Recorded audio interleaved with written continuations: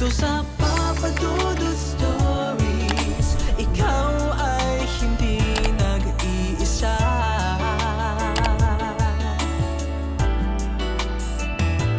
Dito sa Papa Dudut Stories, may nagmamahal sa'yo. Papa Dudut Stories, Papa Dudut Stories. Dear Papa Dudut, sa lahat po ng mga nakatutok ngayon, huwag pong kalimutan mag-like, mag-share at mag-subscribe. Maraming salamat po sa inyong lahat.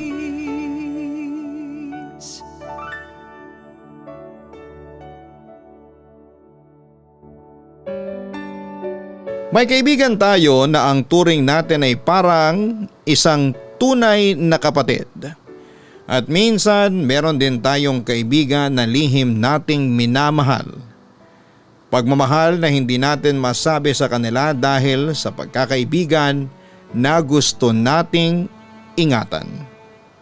Dear Papa Dudut, masarap magkaroon ng kaibigan lalo na kung may espesyal siya na puwang sa puso mo. Ayun nga lang ay hindi lahat ng puwang na yon ay pwedeng mapunan, lalo na kung may iniingatan kang tiwala at pangako mula sa ibang tao. Magandang gabi Papa Dudut, at sa mga kaistorya na kagaya ko ay walang pinapalampas na gabi pagdating sa iyong YouTube channel. Tawagin niyo na lamang ako sa pangalang Kurt, 29 years old, nakatira dito sa Makati at nagtatrabaho sa Industrial Corporation.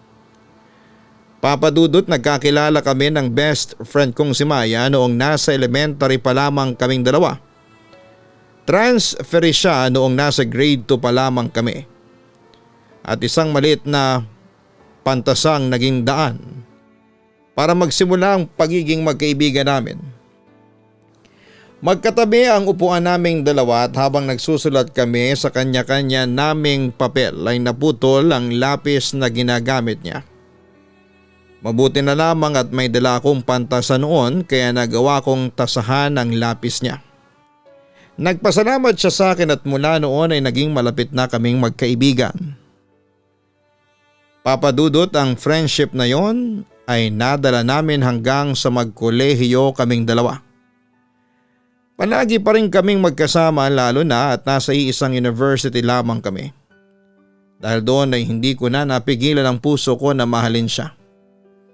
Pero pinigilan ko ang sarili ko na sabihin yon sa kanya kasi natatakot ako na masira ang magandang samahan namin na nasimulan na namin ng ilang taon, Papa Dudut. Pinsan, uy, ikaw nga yan Kurt, bati sa akin ng isang lalaki. Kasama ko noon si Maya sa kantin para sabay kaming mag-lunch. Liam, anong ginagawa mo dito sa university?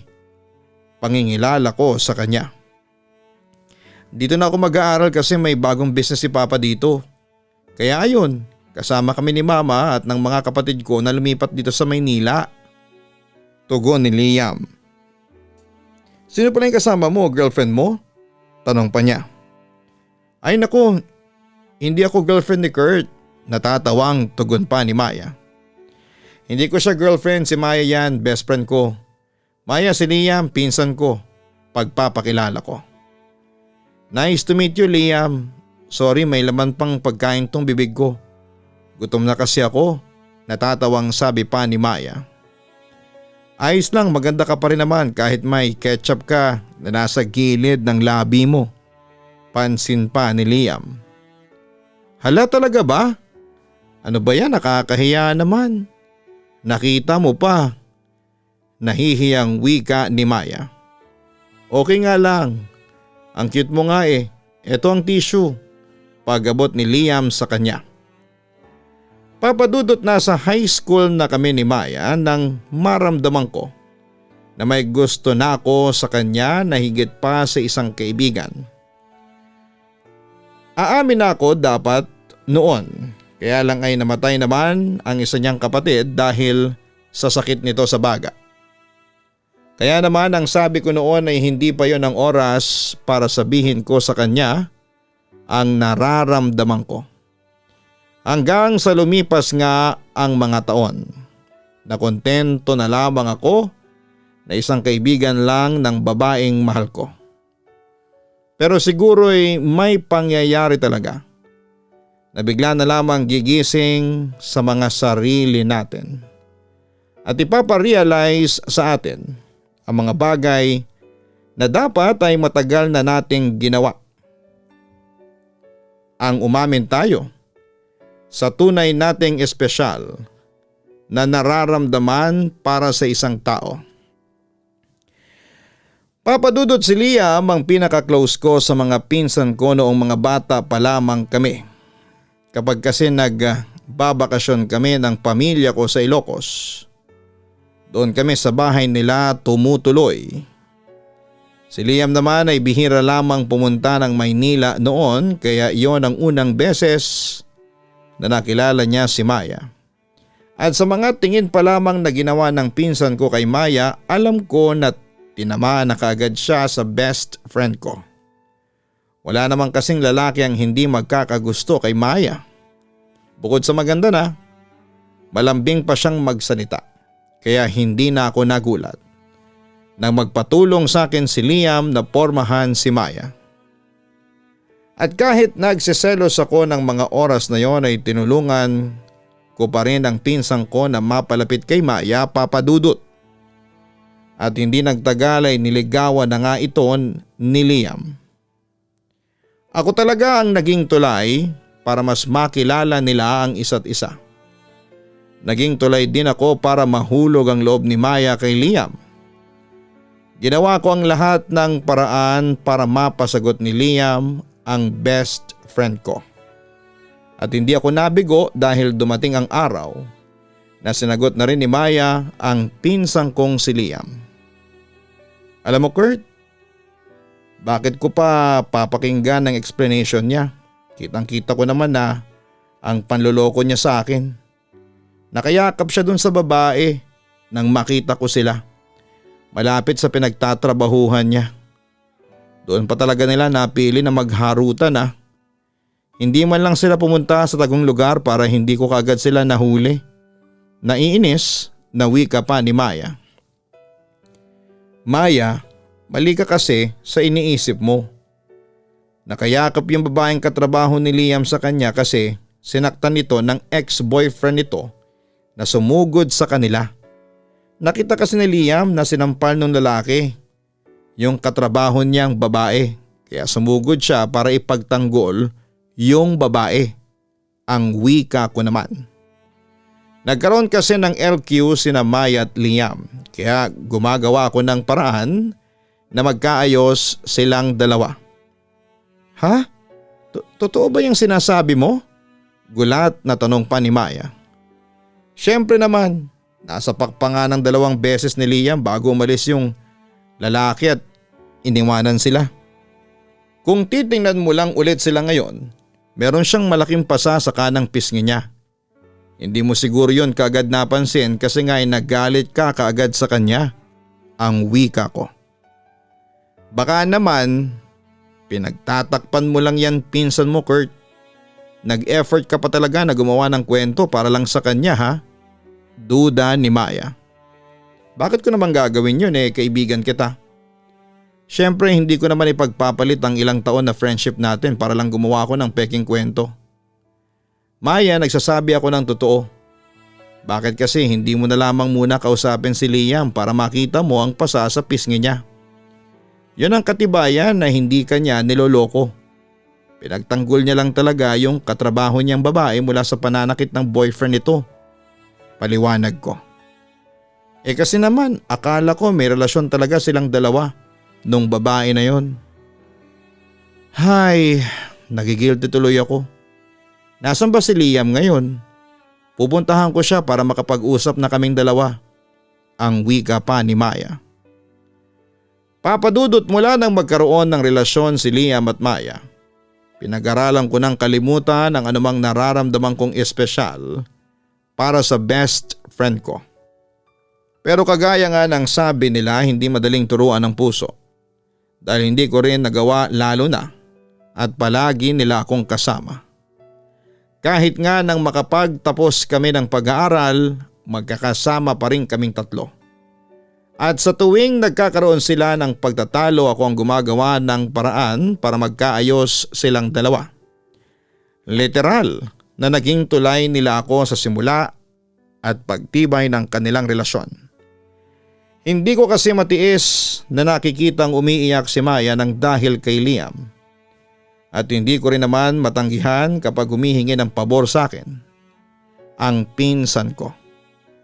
Kaya naman kaysa tumagal pa ang pag-aaway nila ay ako na mismo ang mag-iisip ng paraan kung paano sila magkakabati. Pwedeng gagawang ko ng tula si Maya at sasabihin ko na si Liam ang nagsulat. O kaya naman ay papayuhan ko si Liam na intindihin si Maya sa tuwing mainit ang ulo nito.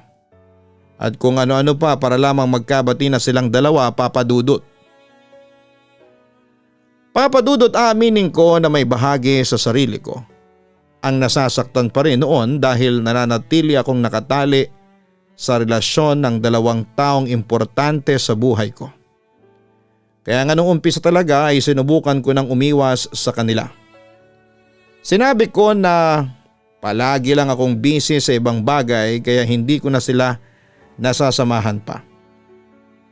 Pero hindi ko rin kasi sila matitiis lalo na kapag sabay silang nangungulit sa akin na sumama ako sa mga lakad nila. Hindi ko matitiis ang best friend kong si Maya. Kaya naman papadudot, literal na naging third wheel talaga ako sa mga date ni na Maya at Liam. Nakakainis at nakakainggit nung umpisa pero syempre masaya ako para sa kanilang dalawa dahil nakita ko kung gaano nila kamahal ang isa't isa. Kahit may mga oras na nagtatalo sila tungkol sa maliit na bagay, wala naman ni isa sa kanila ang bumibitaw. Lalo na at kasama nila ako na tumutulong na tumibay pa ang relasyon nila. Naisip ko na siguro nga'y instrumento lang talaga ako sa love story nilang dalawa. Nandun lamang ako para pagtibayin pa ang relasyon nila, papadudot. Grabe, bilib na talaga ako sa iyo. Halos lahat yata kasi ng tungkol kay Maya natatandaan mo. Ang wika ni Liam. Birthday noon ni Maya at ako ang nagsasuggest sa pinsan ko na regaluhan ng electric keyboard si Maya na sobra nitong nagustuhan. Ganon talaga, ang tagal na rin namin magkakaibigan kaya kilala ko na talaga siya. Wika ko. Pinsan, thank you talaga ha. Hindi lang para sa pagtulong mo sa surprise birthday party na inihanda ko kay Maya. Salamat kasi kung hindi dahil sa iyo baka hindi ko napasagot noon si Maya. At baka hindi rin tumagal ng ilang taon ng relasyon naming dalawa. Wika niya. Liam, ikaw pa rin ang gumagawa ng paraan para tumagal kayo ni Maya. Naging maingat ka sa relasyon ninyong dalawa at nakita ko kung gaano mo siya minahal. Kaya hindi ako nagsisisi na tinulungan kitang mapasagot siya noon. Basta pinsan na tuparin mo yung pangako mo na kahit kailan ay hindi mo sasaktan ang best friend ko. Paalala ko sa kanya. Oo naman pinsan, kasi sa totoo lang si Maya na yung babae na gusto kong makasama sa panghabang buhay. Kaya makakaasa ka. Natutuparin ko ang mga pangako ko sa iyo. Tugon naman ni Liam. Papadudot, isa sa mga dahilan kung bakit nagdesisyon akong manatili bilang best friend ni Maya kahit nasasaktan at nagsiselos ako ay yung gusto kong makasigurado na magiging masaya siya sa piling ni Liam, na hindi siya sasaktan ng pinsan ko at gusto kong masigurado na nasa tamang tao ang babaeng pinakamamahal ko. Kaya yon ang naging pasimpleng paraan ko para makasigurado. Para masigurado ang kaligayahan niya. Bago man ligaw noon si Liam kay Maya ay tinanong niya kung may gusto ba ako sa best friend ko, papadudot. Nag-deny ako kasi nga alam ko na may gusto na siya dito. Nangako naman siya sa akin na hindi niya sasaktan si Maya. Kaya nagpaubaya na ako sa kanya. Isang pagpapaubaya na hindi ko pinagsisisihan dahil saksi ako kung gaano kamahal ni Liam si Maya. Ni minsan ay hindi nagloko ang pinsan ko. Lagi rin itong gusto na sinosorpresa si Maya. Nagsisearch pa siya sa internet kung saan sila pwedeng pumunta o mamasyal. Dahil palagi niya raw gustong gumawa ng mga bago at masayang alaala kasama ang babaeng mahal niya. Saksi ako kung paano napapasaya ni Liam ang best friend ko. At syempre palagi akong tumutulong sa kanya para maging successful yon. Salamat talaga pinsan. Paano na lamang kami ni Maya kung wala ka? Ang wika ni Liam habang nagiinuman kaming dalawa. Ano ka ba? Sa inyo lang din naman nakasalalay ang relasyon ninyo. Nakaalalay lang ako sa inyong dalawa, wika ko. Pero kung hindi dahil sa iyo, baka bumitaw na ang isa sa amin. Alam mo namang napapadalas ang pag-aaway namin itong mga nakaraang buwan. Pero lagi ka nandyan para pagbatiin kami. Salamat talaga pinsan, wika niya pa. Alam mo pinsan, kanina ka pa nagpapasalamat sa akin. Ano bang meron at parang ang drama mo ngayon? Lasing ka na yata, natatawang sabi ko. Uy hindi pa, nagsisimula pa nga lang tayo. Ang dami ko lang na-realize nitong mga nakaraang araw. Kasama na nga doon yung pagiging tuloy mo para mapasagot ko si Maya. Kaya nga malaki ang utang na loob ko sa iyo. Maraming salamat talaga. Madramang sabi niya. Naninibago talaga ako sa iyo Liam. May gusto ka bang sabihin sa akin? Tanong ko. Lumabas na kasi yung resulta ng laboratory check-up ko last week at nalaman ko na may bladder cancer ako.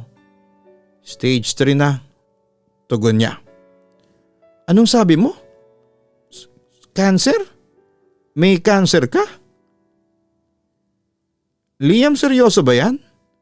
Huwag mo namang i-good time ng ganyan ng pinsan mo. Hindi nakakatuwa. Nag-aalalang sabi ko. Kung pwede nga lang na isang malaking joke na lamang tong sakit ko. Kaya lang hindi may cancer talaga ako Kurt. At ngayon pa lang ay natatakot na ako. Hindi dahil sa pwede akong mamatay, kung hindi dahil ayoko pang maiwan si Maya. Marami pa kaming pangarap. Marami pa kaming mga plano sa buhay at ngayon ay hindi ko alam kung magagawa pa ba naming tuparin ang mga pangarap namin nang dahil dito sa sakit ko. Malungkot na tugon niya. Papadudot pinigilan ko ang sarili ko na maluha nang malaman ko ang tungkol sa sakit ng pinsang kong si Liam. Alam ko kasi na sa mga oras na yon ay kailangan niya ng taong pwedeng magbigay sa kanya ng lakas ng loob.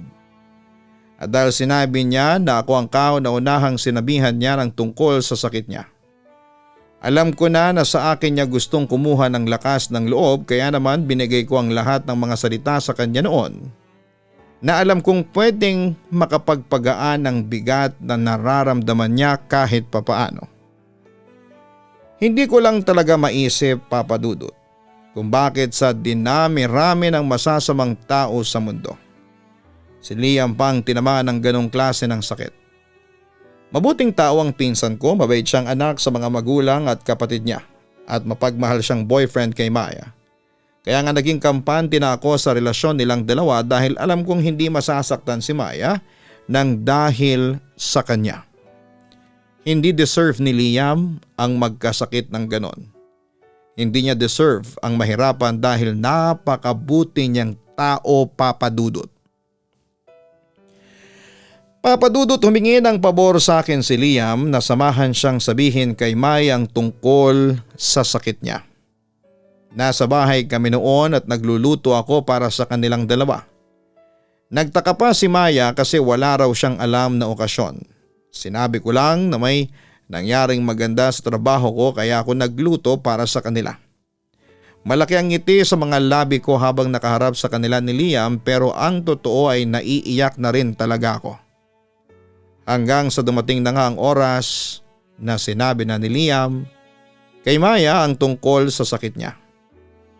Papa Dudut. Kagaya ng inaasahan ko'y halos mapahagulhol na si Maya nang malaman niya ang katotohanan.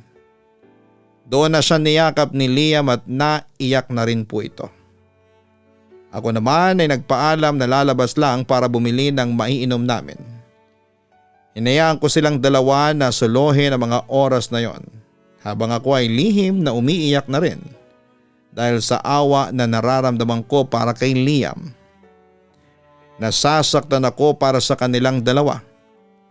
At pagkatapos ng araw na yon, kasama nila ako sa lahat ng therapy at check-up na ginawa para sa pinsan ko.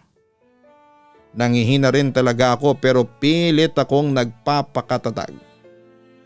Alam ko na malalampasan ni Liam ang pagsubok na yon, kaya lang ay ramdam ko rin sa kanya na unti-unti na siyang pinanghihinaan ng loob. Nawawalan ka na ba ng pag-asa?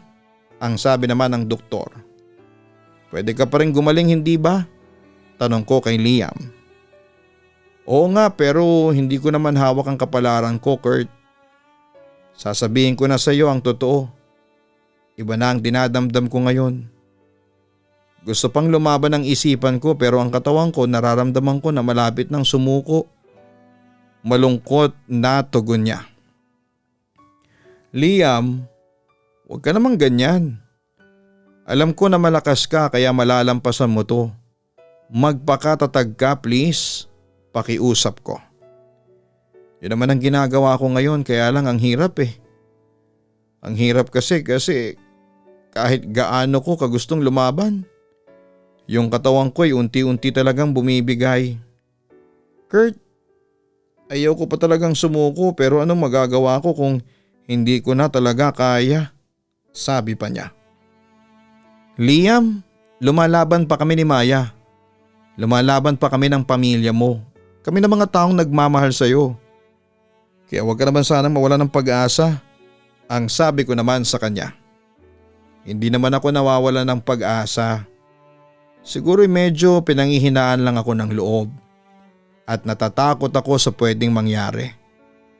Natatakot ako na bigla na lamang ako mawala ng hindi man lang nakapagpaalam ng maayos sa inyong lahat. Kaya bago pa mangyari yun ay hihingi sana ako ng pabor sa iyo. Alam ko na napakalaki na ng utang na loob ko sa iyo pero Kurt, hindi ba tinupad ko naman ang pangako ko sa iyo na mamahalin ko ang best friend mo at hindi ko siya sasaktan kahit kailan? Baka naman sa pagkakataon na ito ikaw naman ang pwedeng mangako sa akin. Kapag nawala na ako, sana mahintay mo si Maya na maging handa ulit para masabi mo na sa kanya ang totoong nararamdaman mo, ang sabi pa ni Liam. Ano ba yung sinasabi mo, Liam? Gulat na tanong ko. Alam ko naman Kurt, hindi ako manhid para hindi mapansin na may espesyal kang pagtingin para kay Maya. Kaya nga palagi ako nagpapasalamat sa iyo. Kasi kahit mahal mo ang best friend mo ay pinaubaya mo pa rin siya sa akin. Kaya naman sana kapag wala na ako sa tabi niya, huwag mong hayaan na ikulong niya sa kalungkutan ng buong mundo niya. Ikaw lang ang pwede kong asahan, Kurt. Ikaw lang ang pwedeng maging daan para magawa ni Maya na tanggapin na hindi para sa aming dalawa ang salitang habang buhay. Tugon pa ni Liam. Papadudot ni minsan ay hindi ko naisip na pwedeng maunang mawala si Liam sa amin. Ang sakit lang kasi nakita namin kung paano siya maghirap ng dahil sa sakit niya. Pilit siyang lumalaban noon kahit nahihirapan na siya. At sa lahat ng oras na nasasaktan siya o nahihirapan, hindi niya yon pinapakita kay Maya. Mas okay pa sa kanya na makita ang totoong dinadamdam niya kesa kay Maya. Kaya nga nang kausapin niya ako noon na parang nagbibilin at nagpapaalam na siya. Hindi ko na napigilan ang sarili ko na maluha, Papadudot. Ang pagpaparaya at pagpapaubaya kay Maya para kay Liam ang desisyon na kahit kailan ay hindi ko pinagsisihan na ginawa ko. Dahil tama ako na pinagkatiwala ko kay Liam ang puso ng babaeng mahal ko. Naging saksi ako kung gaano niya minahal si Maya at handa akong magparaya para sa habang buhay nilang kasiyahan at pagmamahalan.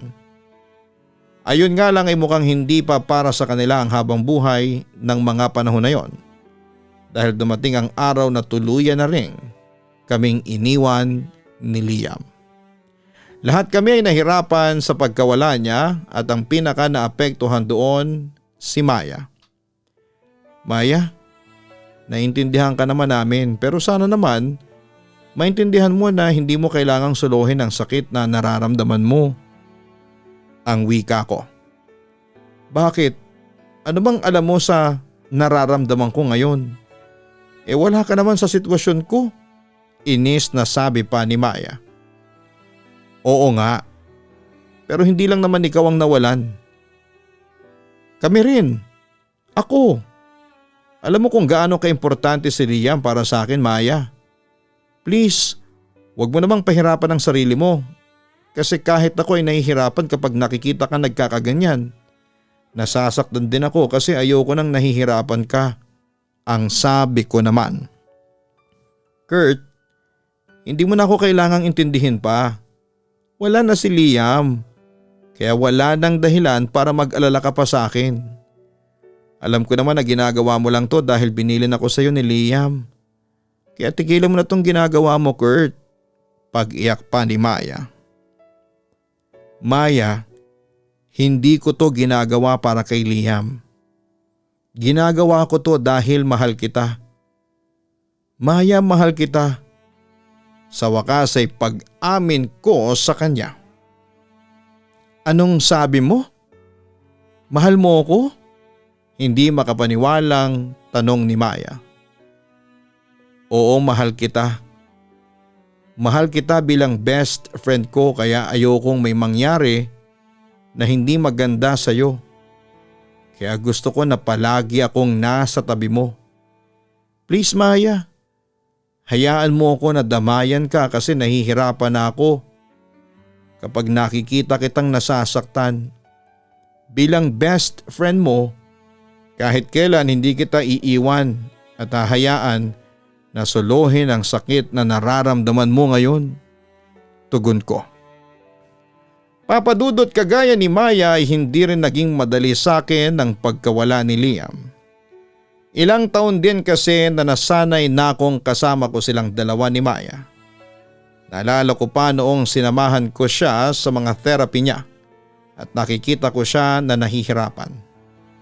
Napakaraming beses ko na pinigilan ang sarili ko na maiyak. Bago at pagkatapos kasi ng therapy, palaging nakangiti ang maputlang mga labi ni Liam. Pilit niyang pinapakita sa akin na kaya niya.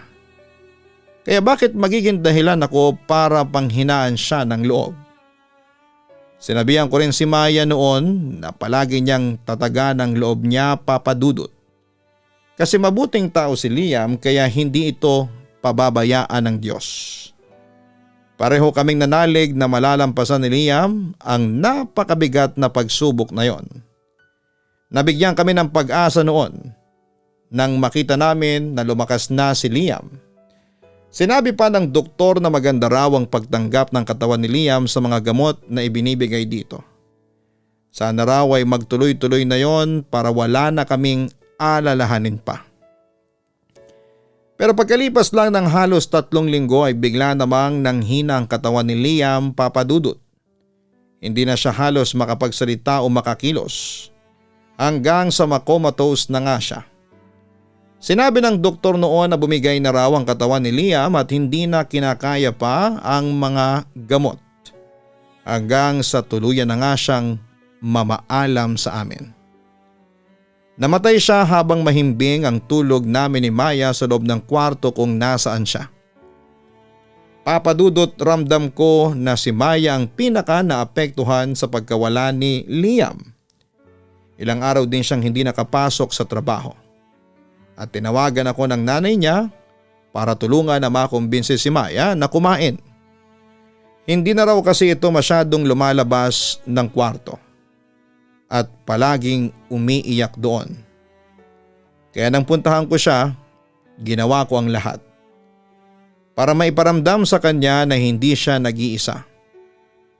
Pati ako ay nawalan din ng isang espesyal na tao sa buhay ko. Hindi niya kailangang suluhin ang sakit na nararamdaman niya. Kasi lahat kami ay nasasaktan pa rin ng mga oras na yon. At doon na nga siya napahagulhol na yumakap sa akin habang sinasabi ang lahat ng bigat na nasa dibdib niya.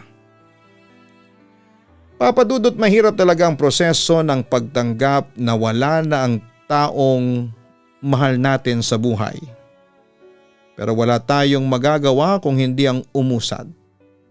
At yun ang ginawa namin ni Maya. Mahigit 3 taon nang nakakaraan mula nang mawala si Liam at ramdam ko na hanggang ngayon nasasaktan pa rin si Maya. Yun ang dahilan kung bakit hanggang ngayon hindi ko pa rin sinasabi sa kanya na mahal ko siya. Alam ko kasi na hindi pa siya handa na buksan ang puso niya para magmahal ulit. Kaya makukontento na lamang muna ako bilang isang kaibigan na pwede niyang sandalan anumang oras. Hanggang dito na lamang po itong sulat ko. Lubos na gumagalang, Kurt. Maraming salamat, Kurt, sa pagsulat mo sa aking YouTube channel. Alam mo, Kurt, kahanga-hanga ang pagiging isang kaibigan mo para kina Maya at kay Liam. Hindi naman kasi madali ang magtago ng espesyal na nararamdaman mo para sa isang tao. Pero nagawa mo dahil sa pagkakaibigan na iniingatan mo. At ngayong wala na si Liam ay humahanga pa rin ako dahil hindi mo sinasamantala ang pagkakataon na paibigin si Maya. Alam ko na naghihintay ka lamang ng tamang oras at pagkakataon na may pagtapat sa kanyang lahat. Hinihintay mo na tuluyang maghilom ang sugat na nasa puso ni Maya. Pero kung ano man ang maging resulta ng gagawin mong desisyon, sana ay manatili pa rin ang inyong magandang samahan at pagkakaibigan. Huwag kalimutan na mag-like, mag-share at mag-subscribe. Sana po isuportahan niyo pa po ang isa naming channel, ang Kaistorya Horror YouTube channel. Ito po ay narrated by Jason Steele and produced by yours truly, Papa Dudut. At sana po ay makapag-subscribe din po kayo sa Papa Dudut family. Ito po yung dating Gian Gianna Vlogs. Sapagkat kami po ay may inihahanda sa inyong sorpresa na kung saan every episode ay pwede kayong manalo ng GCash. Kaya tutok lamang sa Papa Dudut Family YouTube channel. Maraming salamat po sa inyong lahat.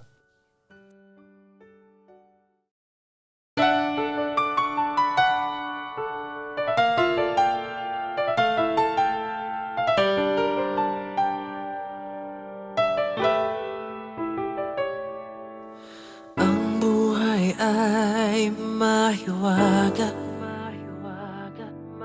laging may lungkot at saya. Sa Papa Dudut Stories, laging may karamay ka.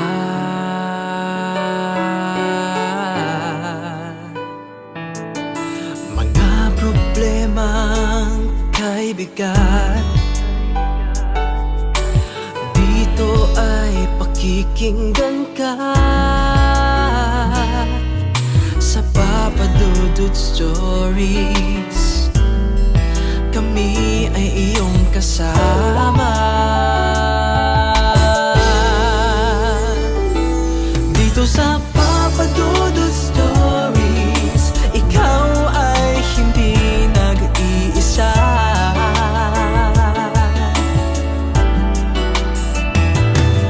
Sa Papa Dudut Stories, may nagmamahal sa'yo. Papa Dudut Stories, Papa Dudut Stories.